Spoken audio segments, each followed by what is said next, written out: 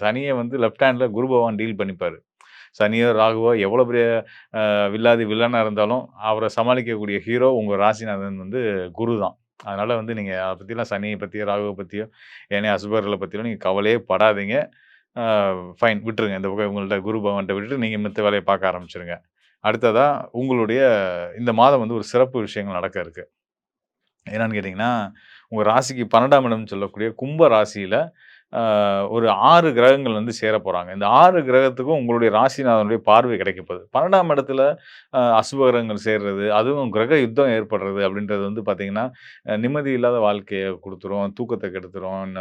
ஒரு வேள சாப்பாட்ட நிம்மதியா சாப்பிட முடியாத அளவுக்கு வீண் போராட்டங்களையும், அலைச்சல்களையும், சிக்கல்களையும், சட்ட ரீதியான பிரச்சனைகளையும் கொண்டு வரும். ஆனா, இங்க குரு பார்வை கிடைக்கிறதுனால நம்ம தப்பிச்சோம்.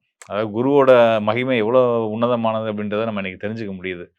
இப்படி கிரக யுத்தங்கம் ஏற்பட்டும், அந்த கிரக யுத்தத்தில சனி, சூரியன் மாரியான கிரக இணைவுகள் இருந்தாலும், சனி, செவ்வாயும் சேர்றாரு. ஸோ இதெல்லாம் இருந்தாலும் கூட குருவுடைய பார்வை இது எல்லாத்தையும் வந்து உங்களுக்கு யோகமா மாத்தி குடுக்க போறாரு.